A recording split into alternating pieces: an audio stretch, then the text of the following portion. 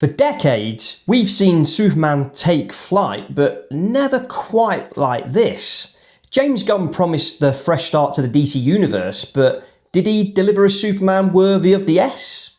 There's only one way to find out. Let's dive into the cape, the character, and the chaos with my review of Superman. So I went to see Superman last night, so the film is still quite fresh in my mind, and I have to say there's quite a lot for me to digest with this one, because I think I'm going to have to start with the positives first, but I do think the negatives kind of outweigh the positives with this one. I think David Corenswet was brilliant as Superman, really well cast there. He's got the right chiseled jaw physique. He looks the part, he even sounds the part. If you close your eyes, you could tell that's Superman. I thought Rachel Brosnahan was really good as Lois Lane. She felt like Lois Lane. I think that she was probably much better cast than Amy Adams was. I think I've got to give James Gunn a little bit of credit with trying to do something new with a character that, quite frankly, is quite outdated to today's standards. I mean, Superman was the archetype for all of the superheroes that came after him.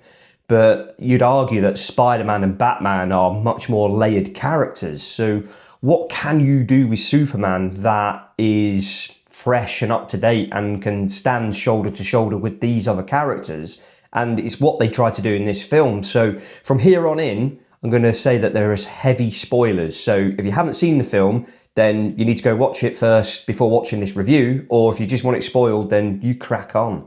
But what I did think was quite interesting was that they changed up the backstory slightly. So Kal-El was sent to Earth not just to save his life and to do good amongst the human race, but also to rule and to kill if needed. I thought that was quite an interesting spin on the familiar narrative. But I think the reason why they did that was to give the character a little bit more of an arc. But I'd argue that it isn't really an arc in the film, because he ends the film the same way as he starts. It's more of a journey within himself to prove that he isn't bad or evil, and he is there to help people, and he wants to do good. I mean, with the change to the backstory, it kind of gave a little bit of weight to Clark's upbringing as a human. It's the nurture over nature argument, and in this case it looks like the nurture has won out. He is a good person despite what his birth parents really wanted him to be. His human adopted parents have brought him up in a certain way to kind of teach him values of a good person, knowing right from wrong and doing the right thing. Some of the things I did have an issue with is, it's very much a James Gunn film. It's all the quick-wittedness and everybody's sarcastic and there's a joke at every single line, and the humour is, for me, just a little bit too much. I feel that for a film like Suicide Squad, for instance, you can do that because they're unknown characters mostly and you can write them any way you want. And that's the same with Guardians of the Galaxy. I think only the die-hard comic book fans would have known who they were before that first film. And you can, again, shape those characters to suit whichever narrative you want. But with Superman, I don't really feel you can do that because it's already a well-established character. I think the stuff with Lex Luthor, where he comes up with a way to be able to travel into pocket universes, was just really bizarre. In the end, it was the same plan that Lex Luthor had in Superman the movie in 1978, where it's all about land. I mean, could they not come up with anything else for this character? What is this obsession with real estate? All the time, land, land, land. And as it's a James Gunn film, you can't not have that one scene where a character is beating up a load of enemies to pop music. It's pretty much James Gunn's gimmick, and we've seen it so many times before. I think it had charm in Guardians of the Galaxy, but when you keep doing this over and over and over again, it's just tiresome. I think I was also a bit disappointed that you didn't see more of Clark Kent. And there's that monologue in Kill Bill Volume 2 where Bill explains that Clark Kent is the alter ego.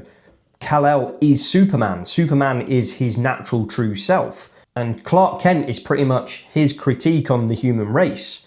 I think that Corenswet played Clark Kent quite well. He was bumbling to a point, but he didn't really carry himself the same way as Superman. And that to me was quite good, but it was nowhere near as good as how Christopher Reeve did it. And to be honest, I don't think anything that in this film was as good as the way Christopher Reeve did it, or in fact Richard Donner.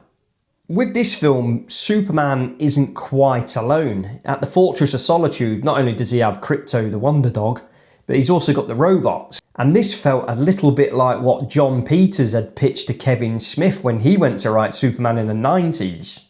I did also feel that amongst the efforts to try and do something new with the character and new with the story, there was too much in it that was familiar. I mean, all of the action towards the end was pretty much the end of Man of Steel. All of Metropolis is being ripped apart, and then you have Superman fighting a metahuman in black. We've already seen that. That was Man of Steel. The thing is, the more I think about this film, the more I can pick it apart. I mean, my older brother sent me a really long text message with all the things that really annoyed him, and I didn't disagree with any one of them. I'm a huge fan of the Richard Donner, Christopher Reeve 1978 film, and I really like Superman 2. But I don't know where this film sits in like the top to bottom list. It's certainly better than Superman 3 and 4. I mean, to be honest, the dump I took earlier was better than Superman 4. But is it better than Man of Steel? I'd argue no. I felt that Man of Steel was a good first film for that universe to set things up, and as I said, they just dropped the ball with the remaining films. With this one, I feel like it's not quite a swing and a miss. It's almost like swinging, the ball hitting the side of the bat and someone going to catch it and dropping it, and you're only getting one run. There you go, cricket reference. But all in all, I felt that there was just something lacking, something that just didn't quite add up with me. The reaction in the cinema with the comedy moments didn't really get a lot of laughs. The action was pretty generic. I mean, we've seen this in so many superhero films over the last 15 years. In the Richard Donner 1978 Superman, you felt a lot of wonder with how they made a man fly. I mean, the limitations of the time just made it incredible to watch. Yeah, a lot of those effects don't hold up today. And that's just natural because of how technology has progressed since then. But when you're seeing beings flying around and throwing things, and there's just explosions and buildings blowing up and all this, that and the other, it doesn't really capture my imagination anymore. It doesn't impress me because you see it so regularly. There's just no wonder with this anymore. You shut up, please, you. All right, take him away, boy. You don't hit me now. I've got to admit, I am struggling to find many good things to say about this film. I felt that the score was pretty good. I liked how they used some of the John Williams classic score. I mean, I was really hoping for that big moment with the score kicking in and you just get that full-blown dun dun dun dun dun dun dun dun. No, you're just going to get this little bit on the guitar. Yeah, it was alright, I guess. I actually felt that the score for Man of Steel was a bit stronger with the Hans Zimmer music, but the familiarity there I thought was quite good. So all in all, to summarise, I was quite disappointed, if I'm being honest. I felt that there was probably more that James Gunn could have offered us with this film, but as it transpires, I felt that it was a very generic, very paint-by-the-numbers kind of superhero film. It did try to take things in a new direction, but it was kind of packed with a lot of things that were really familiar. And for me, I think that's the film's biggest crime.